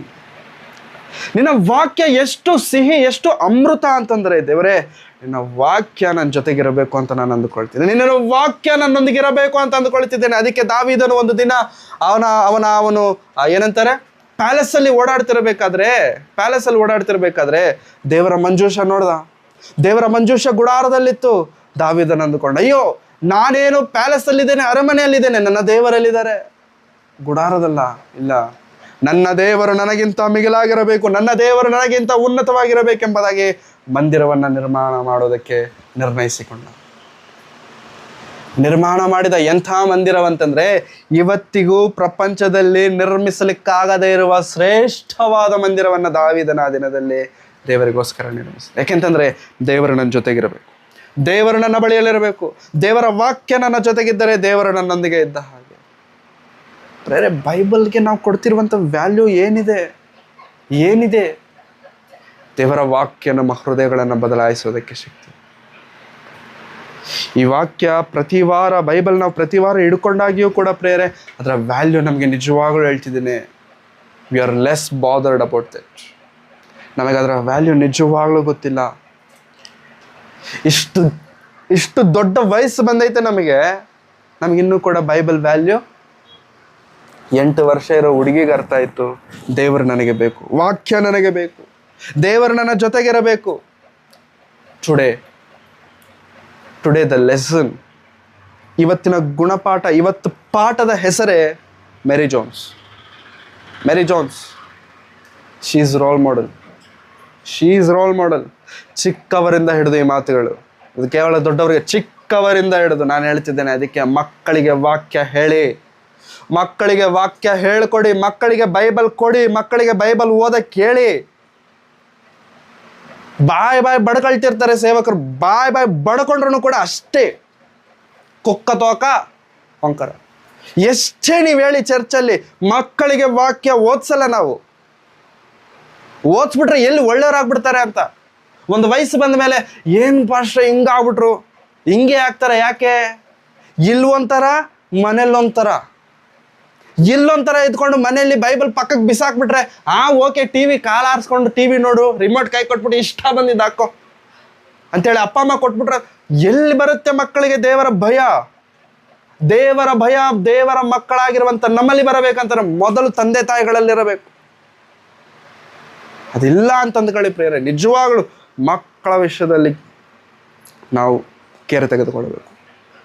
ಮಕ್ಕಳು ಇವತ್ತಿರುವಂಥ ಸಮಾಜದಲ್ಲಿರುವಂಥ ದೇವರ ಮಕ್ಕಳು, ಕ್ರಿಸ್ತಿಯ ಮಕ್ಕಳು ಅಂತ ಹೇಳಿ ಕೆಟ್ಟ ಕೋಪ ಬರುತ್ತೆ. ಪರ್ಸ್ನಲಿ ನನಗೆ ಕೆಟ್ಟ ಕೋಪ ಬರುತ್ತೆ. ಅವರ ಪರಿವರ್ತನೆ ಇರೋದಿಲ್ಲ, ಅವರ ಮನಸ್ಸು ಬದಲಾಗಿರಲ್ಲ, ಅವರ ಜೀವನ ಬದಲಾಗಿರಲ್ಲ. ಅಪ್ಪ ಅಮ್ಮ ದೊಡ್ಡದಾಗಿ ಹೇಳ್ತಾರೆ ಅವ್ರ ಬಗ್ಗೆ, ನನ್ನ ಮಗ ಹಂಗೆ ಹಿಂಗೆ, ನನ್ನ ಮಗಳು ಹಂಗೆ ಹಿಂಗೆ. ಬದುಕು ನೋಡಿದ್ರೆ ಏನೂ ಇರಲ್ಲ, ಅಲ್ಲಿ ಏನೂ ಇರಲ್ಲ. ಹೇಗೆ ಬರುತ್ತೆ, ಹೇಗೆ ಬದಲಾಗ್ತಾನೆ? ಯವನಸ್ಥನು ತನ್ನ ನಡತೆಯನ್ನು ಶುದ್ಧಿಪಡಿಸಿಕೊಳ್ಳುವುದು ಯಾವುದರಿಂದ? Where is the solution? Where is medicine? Medicine ಒಂದೇ ವಾಕ್ಯ, ಸೊಲ್ಯೂಷನ್ ಒಂದೇ ದೇವರ ಧರ್ಮಶಾಸ್ತ್ರ. ಆ ಧರ್ಮಶಾಸ್ತ್ರವನ್ನ ಮಕ್ಕಳಿಗೆ ಏನ್ ಮಾಡ್ಬೇಕಂತಂದ್ರೆ ಹಗಲಿರುಳು ಹೇಳ್ಕೊಡಿ, ಬೈಬಲ್ ಕೊಡಿ, ಮಕ್ಕಳಿಗೆ ಕೊಡಿ. ನಿಮಗೆ ಓದಕ್ ಬರಲ್ವಲ್ಲ, ನಿಮಗೆ ಓದಕ್ ಬರಲ್ವಲ್ಲ, ಕೊಡಿ ಮಕ್ಕಳಿಗೆ. ಸ್ಕೂಲ್ ಕಳಿಸಿದಿರಲ್ಲ, ಲಕ್ಷ ಕಳಿಸಿ ಸ್ಕೂಲ್ಗೆ ಫೀಸ್ ಕಟ್ಟಿ ಕೊಡಿ ಬೈಬಲ್ ಅವ್ರಿಗೆ, ಕುಂಡ್ರಿಸಿ ಸಾಯಂಕಾಲ ನೀನು ಓದು ನಾನು ಕೇಳ್ತೇನೆ. ಅದರಿಂದ ಇಬ್ಬರಿಗೆ ಪ್ರಯೋಜನ. ಅಷ್ಟು ಟೈಮ್ ಕೊಡಕ್ಕೆ ನಮಗಾಗಲ್ಲ, ಹೌದಾ? ಅಷ್ಟು ಟೈಮ್ ಮಕ್ಕಳ ಬಗ್ಗೆ ಯೋಚನೆ ಮಾಡುವಷ್ಟು ಟೈಮ್ ನಮಗೆ ಕೊಡೋಕ್ಕಾಗಲ್ಲ. ಹೇಳ್ತೇವೆ ನನ್ನ ಮಗ ಹಂಗಾಗಬೇಕು, ನನ್ನ ಮಗಳು ಹಿಂಗಾಗಬೇಕು, ದೇವ್ರಿಗೋಸ್ಕರ ನಿಲ್ಲದಕ್ಕೆ ಯಾರು ಏನು ಮಾಡೋಕ್ಕಾಗಲ್ಲ. ನಾವೇ ಮಾಡಬೇಕು, ತಂದೆ ತಾಯಿಗಳಾಗಿ ನಾವೇ ಮಾಡಬೇಕು. ನಿಜವಾಗ್ಲೂ ಮೇರಿ ಜೋನ್ಸ್ ಅಷ್ಟು ಆಸಕ್ತಿ ಇರುವಂಥ ಮಕ್ಕಳು ನಮ್ಗೆ ಹುಟ್ಬಿಟ್ರೆ ಫಸ್ಟ್ ದೇವ್ರಿಗೆ ಸ್ತೋತ್ರ ಹೇಳಿ, ದೇವರೇ ಇಂಥ ಒಳ್ಳೆ ಮಕ್ಕಳನ್ನು ನನಗೆ ಕೊಟ್ಟಿದ್ಯಾ, ಇಂಥ ಒಳ್ಳೆ ಮಗನನ್ನು ನನಗೆ ಕೊಟ್ಟಿದ್ಯಾ ಸ್ವಾಮಿ, ನನಗೆ ವಂದನೆಗಳು ಅಂತ ದೇವ್ರಿಗೆ ಅಡ್ಡ ಬಿದ್ದು ಪ್ರಾರ್ಥನೆ ಮಾಡಿ. ಅಂಥ ಮಕ್ಕಳು ದೇವ್ರು ನಮಗೆ ಕೊಟ್ಟಿಲ್ವಾ? ಬುದ್ಧಿ ಇಲ್ವಾ ಅವರಿಗೆ? ಬುದ್ಧಿ ಹೇಳ್ಕೊಡಿ. ವಾಕ್ಯದ ಜ್ಞಾನ ಇಲ್ವಾ? ವಾಕ್ಯ ಹೇಳ್ಕೊಡಿ. ಅವನ ಹಂಗೆ ಅಂದರೆ ನಾವು ಹಿಂಗೆ, ನಾವು ಹಿಂಗೆ. ನಾವು ಬದಲಾಗಲ್ಲ, ಅವನೂ ಬದಲಾಗಲ್ಲ, ಜೀವನ ಸ್ಪಾಯ್ಲ್. ಅದಕ್ಕೆ ಮತ್ತೆ ಹೇಳ್ತಿದ್ದೇನೆ, ಬೈಬಲ್ ಎಂದಿಗೂ ಮಕ್ಕಳಿಗೆ ದೂರ ಆಗಬಾರದು. ವಾಕ್ಯ ಸತ್ಯವೇದ ಮಕ್ಕಳಿಗೆ ಎಂದಿಗೂ ದೂರ ಆಗಬಾರದು. ಯಾವತ್ತಾದ್ರೆ ವಾಕ್ಯ ದೂರ ಆಯಿತು, ಯಾವತ್ತಾದ್ರೆ ದೇವರು ದೂರ ಆದರೂ, ರಿಮೆಂಬರ್ ಇಟ್, ಮಕ್ಕಳು ಹಾಳಾಗ್ತಾರೆ. ಮಕ್ಕಳು ಲೋಕದಲ್ಲಿ ಇರ್ತಾರೆ, ಲೋಕ ತುಂಬಾ ಚೆನ್ನಾಗಿರುತ್ತೆ ದೇವರಿಗಿಂತ. ಮತ್ತೆ ಹೇಳ್ತೇನೆ, ಲೋಕ ದೇವರಿಗಿಂತ ಅದ್ಭುತವಾಗಿರುತ್ತೆ. Do you agree with me? ಒಪ್ಕೊಳ್ತೀರಾ? ದೇವರಿಗಿಂತ ಲೋಕ ಚೆನ್ನಾಗಿರುತ್ತಾರಲ್ವಾ? ಸೂಪರ್ ಆಗಿ ಎಕ್ಸಲೆಂಟ್ ಆಗಿರುವಂಥ ಲೋಕದಲ್ಲಿ ಕಳಿಸುತ್ತಿರಬೇಕಾದ್ರೆ ನಮ್ಮ ಹತ್ರ ಏನಿರಬೇಕು? ವಾಕ್ಯ ಇರಬೇಕು. ನಿನ್ನ ವಾಕ್ಯವೇ ನನ್ನ ಕಾಲಿಗಳಿಗೆ ದೀಪ, ನನ್ನ ದಾರಿಗೆ ಬೆಳಕು. ಮತ್ತೆ ಬೆಳಕಾಗಿರುವಂಥ ವಾಕ್ಯನೇ ನಾವು ಪಕ್ಕಕ್ಕೆ ಇಟ್ಬಿಟ್ಟು ನನಗೂ ಬೇಡ ವಾಕ್ಯ, ನನ್ನ ಮಕ್ಕಳಿಗೂ ಬೇಡ ವಾಕ್ಯ, ವಾರಕ್ಕೊಂದ್ಸತಿ ಕೇಳ್ತೀವಲ್ಲ ಅದು ಸಾಕ ವಾರಕ್ಕೊಂದ್ಸತಿ ಕೇಳೋ ವಾಕ್ಯ ಸಾಕ ನಮಗೆ ಹೇಳಿ? ವಾರಕ್ಕೊಂದ್ಸತಿ ಊಟ ಮಾಡಿದ್ರೆ ವಾರಕ್ಕೊಂದ್ಸತಿ ಊಟ ಮಾಡಿದ್ರೆ ಸಾಕಾಗತ್ತಾ? ಯಾಕೆ? ದಿನ ಬೇಕು, 3 ಹೊತ್ತು ಬೇಕು, ಮತ್ತೆ ಮಧ್ಯದಲ್ಲೂ ಬೇಕು. ಊಟಕ್ಕೆ ನಾವಿಷ್ಟು ವ್ಯಾಲ್ಯೂ ಕೊಡ್ತಿರ್ಬೇಕಾದ್ರೆ ದೇವರ ವಾಕ್ಯ ಬೇಡವಾ ನಮಗೆ? ವಾರಕ್ಕೊಂದ್ಸತಿ ಇದ್ರೆ ಸಾಕ? ಒಳಗಿರುವಂಥ ಆತ್ಮದ ಬಗ್ಗೆ ಯಾವತ್ತಾದ್ರೂ ಯೋಚನೆ ಮಾಡಿದ್ದೇವಾ? ಹಸುವಿನ ಬಗ್ಗೆ ಯೋಚನೆ ಮಾಡ್ತೇವೆ. ಅಮ್ಮ ಅಡಿಗೆ ಮಾಡಿಕೊಡಪ್ಪ, ಅಪ್ಪ ಬರ್ಬೇಕಾದ್ರೆ ಅದು ತಗೊಂಡು ಬಾಪ, ಇದು ತಗೊಂಡು ಬಾಪ, ನನಗೆ ಹಶ್ವಾಗ್ತಿದೆ, ನನಗೆ ಅದು ತಿನ್ಬೇಕನ್ನಿಸ್ತಿದೆ, ಇದು ತಿನ್ಬೇಕನ್ನಿಸ್ತಿದೆ, ಹೊಟ್ಟೆ ಕೇಳ್ತಿದೆ ಅಂತ ಕೇಳ್ತೀವಲ್ಲ, ಬಾಯಿ ತೆಗೆದು ಕೇಳ್ತಿದ್ದೇವಲ್ವ? ದೇವರನ್ನ ಯಾವತ್ತಾದ್ರೂ ದೇವರೇ ನಿನ್ನ ವಾಕ್ಯ ನನಗೆ ಬೇಕು ಸ್ವಾಮಿ, ನಿನ್ನಲ್ಲಿ ನಾನು ಬದುಕಬೇಕು ಕರ್ತನೆ, ಲೋಕದಲ್ಲಿ ಬೀಳಬಾರ್ದು ಸ್ವಾಮಿ, ನನ್ನ ನಡತೆಯನ್ನು ಶುದ್ಧಿಪಡಿಸಿಕೊಳ್ಳಬೇಕು, ನನ್ನೊಂದಿಗೆ ಬಾ ಸ್ವಾಮಿ, ನನ್ನ ಜೊತೆಗೆ ಮಾತನಾಡು ಕರ್ತನೆ. ಇಂಥ ಪ್ರಾರ್ಥನೆಗಳು ನಮಗೆ ಬೇಡ, ಇದು ನಮಗೆ ಬರಲ್ಲ. ದಯವಿಟ್ಟು ಮತ್ತೆ ಹೇಳ್ತಿದ್ದೀನಿ, ವಾಕ್ಯ ಮಕ್ಕಳಿಗೆ ದೂರ ಆಯ್ತಾ? ದೇವರ ಧರ್ಮಶಾಸ್ತ್ರ ಮಕ್ಕಳಿಗೆ ದೂರ ಆಯ್ತಾ? ಬರೆದಿಟ್ಕೊಳ್ಳಿ, ಅವನು ಮತ್ತೆ ನಿಮ್ಮ ಮಾತನ್ನ ಕೇಳಲ್ಲ. ದೇವರ ಮಾತೆ ಕೇಳದೇ ಇರುವಂಥವನು ನಮ್ಮ ಮಾತು ಹೆಂಗೆ ಕೇಳ್ತಾನೆ ಅಂತ ಅಂದ್ಕೊಳ್ತಿದ್ದೀರಾ? ಕೇಳಲ್ಲ. ನಾನು ಲೋಕದವರ ಬಗ್ಗೆ, ಬೇರೆಯವ್ರ ಬಗ್ಗೆ ಮಾತಾಡ್ತಿಲ್ಲ, ನಾನು ಕೇವಲ ಕ್ರೈಸ್ತರ ಬಗ್ಗೆ ಮಾತ್ರ ಮಾತನಾಡ್ತಿದ್ದೇನೆ. ನಾನು ಲೋಕದವರ ಬಗ್ಗೆ ನಾನು ಮಾತಾಡಲಿಕ್ಕೆ ಐ ಆಮ್ ನಾಟ್ ವರ್ತ್. ನನ್ನ ಲಿಮಿಟ್ಸಲ್ಲಿ ಮಾತಾಡ್ತಿದ್ದೇನೆ. ದೇವರ ವಾಕ್ಯವೇ ಹಿಡಿದಂಥವರ ಬಳಿಗೆ ಮಾತ್ರ ನಾನು ಮಾತನಾಡ್ತಿದ್ದೇನೆ. ತುಂಬ ಜನ ತಂದೆ ತಾಯಿಗಳು ಹೇಗಿದ್ದಾರೆ ಅಂತಂದರೆ ಪ್ರೇರೆ, ಮಕ್ಕಳನ್ನು ಹಾಳು ಮಾಡೋರೇ ಪೇರೆಂಟ್ಸ್. ಮಕ್ಕಳು ಎಷ್ಟು ವಯಸ್ಸುವರೆಗೂ ಮಾತು ಕೇಳ್ತಾರೆ ಹೇಳಿ? ಯಾವ ವಯಸ್ಸುವರೆಗೂ ಮಾತು ಕೇಳ್ತಾರೆ ಹೇಳಿ? ಮಾತು ಕೇಳೋದಂದ್ರೆ ಹೇಳಿದ ಮಾತು ಕೇಳೋದು. ಎಷ್ಟು ವಯಸ್ಸು ಕೇಳ್ತಾರೆ ಹೇಳಿ? ಹೇಳಿ. ತಂದೆ ದೊಡ್ಡವ್ರು ಇದ್ದೀರಾ, ನನಗಷ್ಟು ವಯಸ್ಸಿಲ್ಲ, ದೊಡ್ಡವ್ರು ಇದ್ದೀರಾ, ಹಿರಿಯರಿದ್ದೀರಾ, ಹೇಳಿ. ಒಂದು ನಂಬರ್ ಹೇಳಿ. ಯಾವ ವಯಸ್ಸುವರೆಗೆ ಕೇಳ್ತಾರೆ ಮಾತು? ಯಾವ ವಯಸ್ಸುವರೆಗೆ? 10, 15,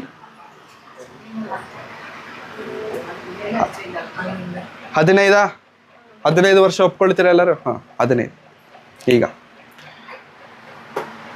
12 ವರ್ಷ ಇರುವಂಥ ಒಂದು ಹುಡುಗನ್ನ ಕರೀರಿ. 12 ವರ್ಷ ಅಂದರೆ ಎಷ್ಟನೇ ಕ್ಲಾಸ್ ಅವನು? 7ನೇ ಕ್ಲಾಸ್. ಕರೀರಿ. ಕರೆದ್ಬಿಟ್ಟು, ಮಗನೇ ಅಂಗಡಿಗೆ ಹೋಗ್ಬಿಟ್ಟು 1 ಲೀಟ್ರ್ ಹಾಲು ತಗೊಂಬ ಅಂತ ಚಿಲ್ಲರೆ ಕಾಸು ಕೊಟ್ಟು ಕಳಿಸಿ. ಒಯ್ತಾನ ಅವನು?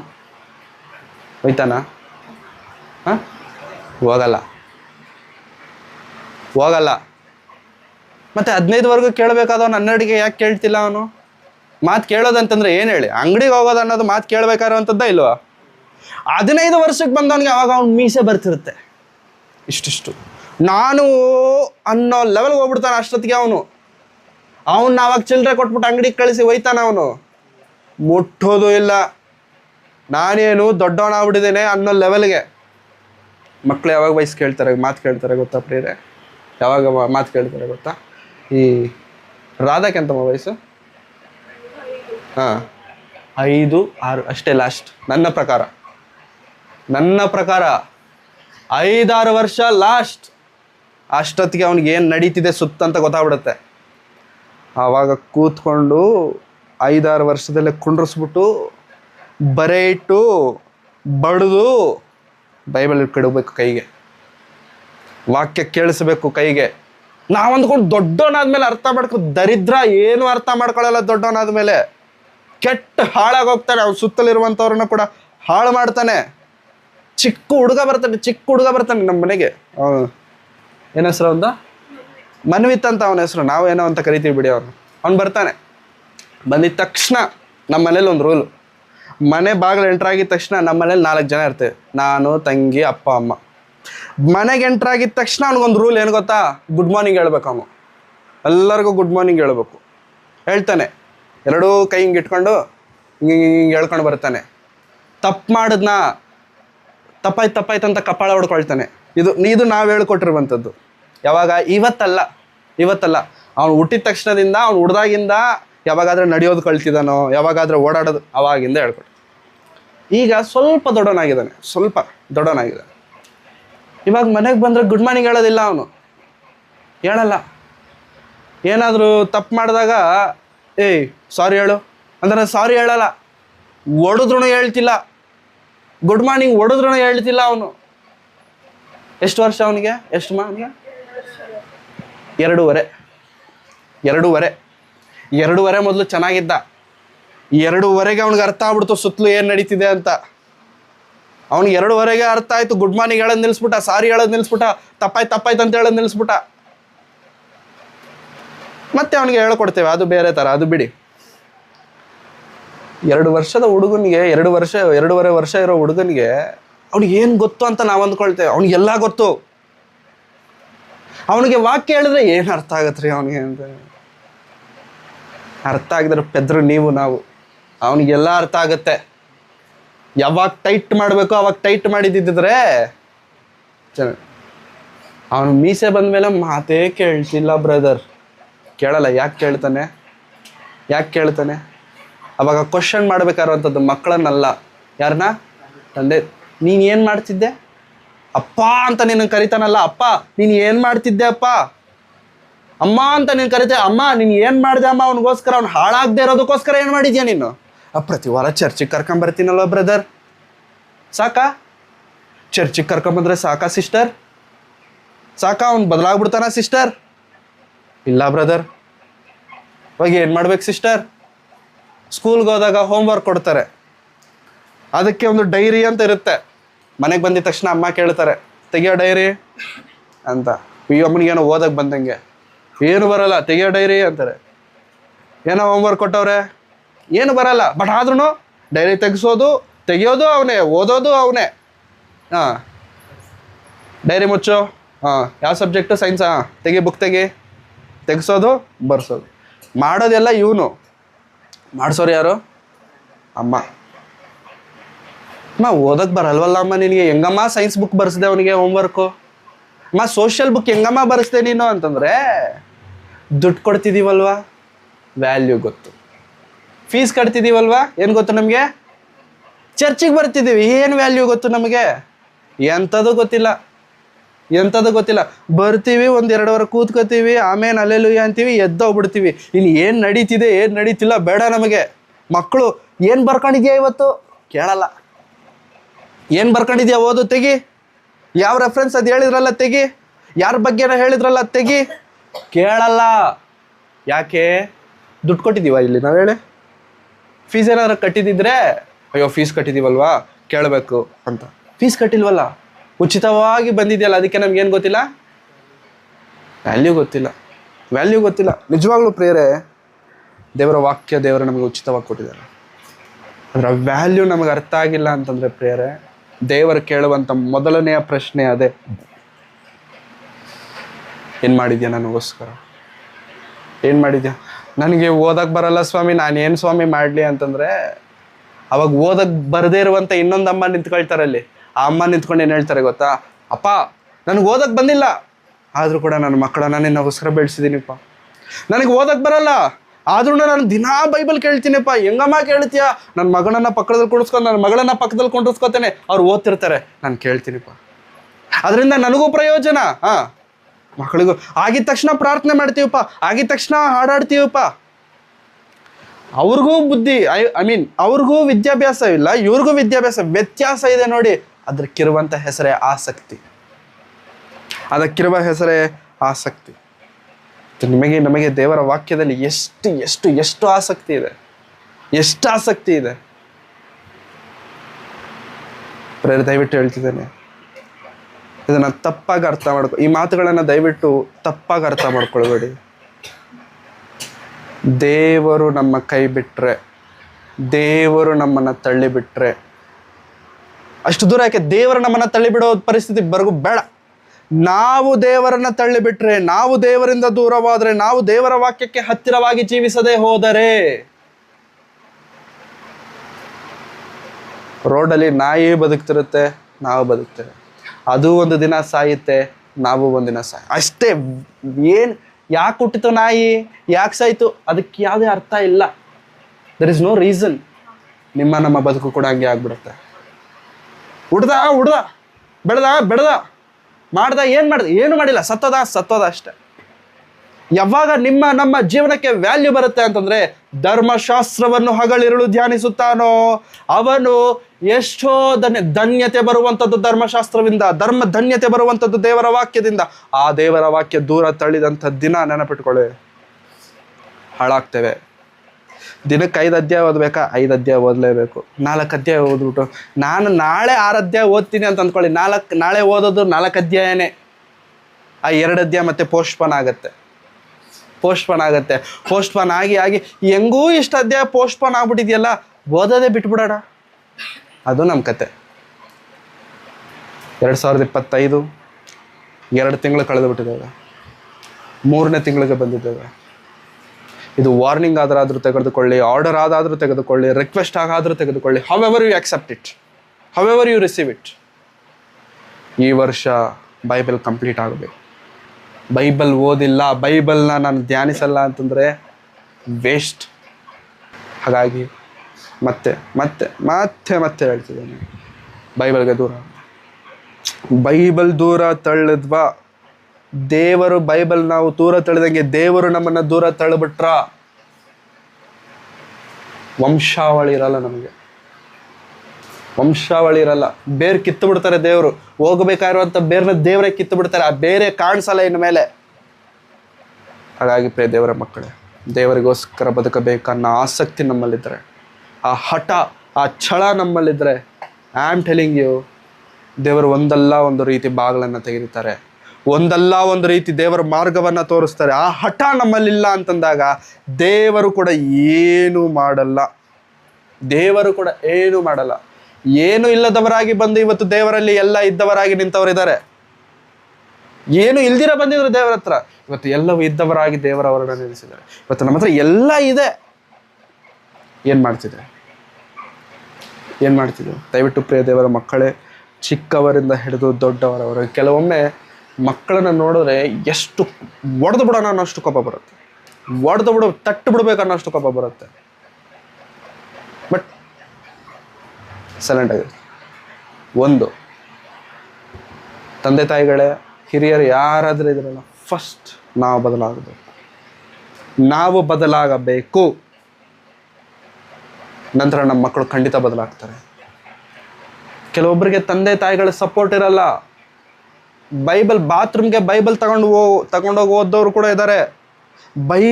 ಬಾತ್ರೂಮ್ಗೆ ತೆಗೆದುಕೊಂಡೋಗಿ ಮನೇಲಿ ಓದಿದ್ರೆ ಬೈತಾರೆ, ಹೊಡಿತಾರೆ. ಬೈಬಲ್ ಇಷ್ಟ ಇಲ್ಲ ಮನೆಯಲ್ಲಿ, ಬಾತ್ರೂಮ್ಗೆ ಬೈಬಲ್ ತಗೊಂಡೋಗಿ ಓದಿದಂಥವ್ರು ಕೂಡ ಇದ್ದಾರೆ. ಬೈಬಲಲ್ಲಿ ಅವ್ರಿಗಿರುವಂಥ ಆಸಕ್ತಿ ಆ ಲೆವೆಲ್ಗಿದೆ. ನಮಗೆ ಮನೆಯಲ್ಲಿ ಎಲ್ಲರೂ ಕ್ರೈಸ್ತರು, ಪ್ರಾರ್ಥನೆ ಮಾಡಲ್ಲ, ಬೈಬಲ್ ಓದಲ್ಲ, ಹಾಡು ಹೇಳಲ್ಲ, ಏನೂ ಇಲ್ಲ. ಲೋಕದವ್ರಿಗಿಂತ ಕೆಟ್ಟದಾಗಿ ಬದುಕ್ತಿರ್ತಾರೆ. ಭಾನುವಾರ ಬಂದರೆ ಮಾತ್ರ ನಾನು ಕ್ರೈಸ್ತನು. ನೋ, ದಯವಿಟ್ಟು ಎಮೋಷ್ನಲ್ ಆಗಿ ಮಾತನಾಡ್ತಿದ್ದೇನೆ ಅಂತ ನಾನು ಹೇಳ್ತಿಲ್ಲ. ಸಭೆಗೆ ಹೇಳಬೇಕಾಗಿರುವಂತಹ ಮಾತುಗಳನ್ನು ನಾನು ತಿಳಿಸ್ತಿದ್ದೇನೆ ಅಂತ ನಾನು ನಂಬ್ತಿದ್ದೇನೆ. ಯಾಕೆಂತಂದರೆ ಪ್ರೇಯರ್ ಬಂದು ಕೂತ್ಕೊಂಡು ಎದ್ದೋಗುವಂಥದ್ದು ಬೇಡ. ಆ ಆಚಾರವನ್ನು ಇನ್ನು ಮುಂದೆ ನಾವು ನಿಲ್ಲಿಸೋಣ. ದೇವರಿಗೋಸ್ಕರ ಬದುಕೋಣ, ದೇವರಿಗೋಸ್ಕರ ಮಾತ್ರ ಬದುಕೋಣ, ದೇವರಿಗೋಸ್ಕರವೇ ಬದುಕೋಣ. ಬೇರೆದೇನು ನಮ್ಮ ಜೀವನಕ್ಕೆ ಬೇಡ. ನಾವು ನಿಲ್ಲೋಣ, ಅನೇಕರನ್ನು ದೇವರಿಗೋಸ್ಕರ ನಿಲ್ಲಿಸಿ. ಹಾಗಾಗಿ ದೇವರ ಚಿತ್ತ ನಮ್ಮ ಜೀವನದಲ್ಲಿ ದೇವರು ನೆರವೇರಿಸ್ತಿದ್ದಾರೆ, ನಮ್ಮ ಸಭೆಯಲ್ಲಿ ದೇವರು ನೆರವೇರಿಸ್ತಿದ್ದಾರೆ, ಇನ್ನು ಮುಂದೆಯೂ ಕೂಡ ದೇವರು ನೆರವೇರಿಸ್ತಾರೆ ಅಂತ ನಾನು ಹೃದಯಪೂರ್ವಕವಾಗಿ ನಂಬುತ್ತಾ, ಮಾಡಿದಂಥ ಎಲ್ಲ ರೀತಿಯಂಥ ಉಪಕಾರಗಳಿಗಾಗಿ ದೇವರಿಗೆ ನಾನು ಕೃತಜ್ಞತೆಗಳನ್ನು ಸಲ್ಲಿಸುತ್ತಾ ನನ್ನ ಮಾತುಗಳನ್ನ ಮುಗಿಸ್ತಿದ್ದೇನೆ. ಕಣ್ಣುಗಳನ್ನು ಮುಚ್ಚಿ ತಲೆಗಳನ್ನು ಬಾಗಿಸಿ ಪ್ರಾರ್ಥನೆ ಮಾಡ್ತೀನಿ. ನಮ್ಮನ್ನು ಬಹಳವಾಗಿ ಪ್ರೀತಿ ಮಾಡಿದ ನಮ್ಮ ತಂದೆಯಾದ ದೇವರೇ, ನಿಮ್ಮ ಪರಿಶುದ್ಧವಾದ ನಾಮಕ್ಕೆ ವಂದನೆಗಳನ್ನು ಸಲ್ಲಿಸುತ್ತೇವೆ. ಸ್ವಾಮಿ, ನೀವು ನಮ್ಮ ಕೈಗಳಲ್ಲಿ ಕೊಟ್ಟಿರುವಂಥ ಈ ಧರ್ಮಶಾಸ್ತ್ರ, ಈ ಸತ್ಯವೇದವು ಸ್ವಾಮಿ ಎಷ್ಟೋ ಅಮೂಲ್ಯವಾದದ್ದು, ಎಷ್ಟೋ ಬೆಳವುಳ್ಳದ್ದು ಸ್ವಾಮಿ. ಧರ್ಮಶಾಸ್ತ್ರಕ್ಕೋಸ್ಕರ ಪ್ರಾಣಗಳನ್ನು ಕಳ್ಕೊಂಡವರು ಅನೇಕರಿದ್ದಾರೆ ಸ್ವಾಮಿ ಚರಿತ್ರೆಯಲ್ಲಿ. ಧರ್ಮಶಾಸ್ತ್ರಕ್ಕೋಸ್ಕರ ಕುಟುಂಬಗಳನ್ನು ಕಳ್ಕೊಂಡವರು, ಎಲ್ಲವನ್ನೂ ಕಳ್ಕೊಂಡು ಕರ್ತನೆ ನಿಮಗೋಸ್ಕರ ನಿಂತವರು ಚರಿತ್ರೆಯಲ್ಲಿ ಅನೇಕರಿದ್ದಾರೆ ಸ್ವಾಮಿ. ಈ ದಿನ ನೀವಾದರೂ ಸ್ವಾಮಿ ನಮಗೆ ಉಚಿತವಾಗಿ ಕೃಪೆಯನ್ನು ಕೊಟ್ಟಿದ್ದೀರಾ, ನಿಮಗೆ ವಂದನೆಗಳು. ಯಾವ ಸಂಕಷ್ಟವೂ, ಯಾವ ಶ್ರಮೆಯೂ, ಯಾವ ಶೋಧನೆಯೂ ನಾವು ಕಾಣದೆ ಸ್ವಾಮಿ ಉಚಿತವಾಗಿ ನಾವು ಈ ದಿನದಲ್ಲಿ ಧರ್ಮಶಾಸ್ತ್ರವನ್ನು ಹೊಂದಿದ್ದೇವೆ. ಅದು ಕೇವಲ ನಿಮ್ಮ ಕೃಪೆಯಿಂದ ಸ್ವಾಮಿ. ನೀವು ಕೊಟ್ಟಂಥ ಈ ಉಚಿತವಾದ ಕೃಪೆಯನ್ನು ಬೆಳವುಳ್ಳದ್ದೆಂದು ನಾವೆಣಿಸಿ ಕರ್ತೇನೆ, ಅವುಗಳಿಗೋಸ್ಕರ ಜೀವಿಸುವಂತೆ ನಮ್ಮ ಸಹಾಯ ನೋಡಿ. ನಮ್ಮ ಕೈಗಳಿಗೆ ಬಂದಂಥ ಧರ್ಮಶಾಸ್ತ್ರದ ಪ್ರಕಾರವಾಗಿ ನಾವು ಜೀವಿಸುವಂಥ ಕೃಪೆ ತೋರಿಸಿ. ನಮ್ಮ ತಪ್ಪುಗಳನ್ನು ಸರಿ ಮಾಡಿ, ನಮ್ಮ ಮಕ್ಕಳನ್ನು ಸರಿ ಮಾಡಿ, ನಮ್ಮ ಕುಟುಂಬವನ್ನು ಸರಿ ಮಾಡಿ, ನಮ್ಮ ಮಕ್ಕಳಿಗಾಗಿ, ಕುಟುಂಬಕ್ಕಾಗಿ, ನಮ್ಮ ಸಭೆಗಾಗಿ, ಎಲ್ಲ ವಿಷಯಗಳಿಗಾಗಿ ನಿಮ್ಮ ಮುಂದೆ ಮೊಣಕಾಲೂರಿ ಪ್ರಾರ್ಥಿಸ್ತೇವೆ ಸ್ವಾಮಿ.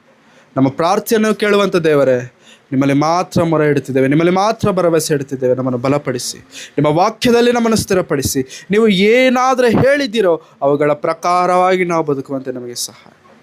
ಕರ್ತನೇ, ನೀವು ನಮ್ಮ ಮೇಲಿಟ್ಟಿರುವಂಥ ಆಸೆಗಳಿಗಾಗಿ, ಆಕಾಂಕ್ಷೆಗಳಿಗಾಗಿ ನಿಮಗೆ ವಂದನೆಗಳು. ಅವುಗಳನ್ನು ನಾವು ಸಂಪೂರ್ಣವಾಗಿ ನೆರವೇರಿಸುವರಾಗಿರುವಂತೆ ನಮಗೆ ಕೃಪೆ ಮಾಡಿ ನಡೆಸಬೇಕೆಂಬುದಾಗಿ ಬೇಡಿಕೊಳ್ಳುತ್ತಿದ್ದೇವೆ.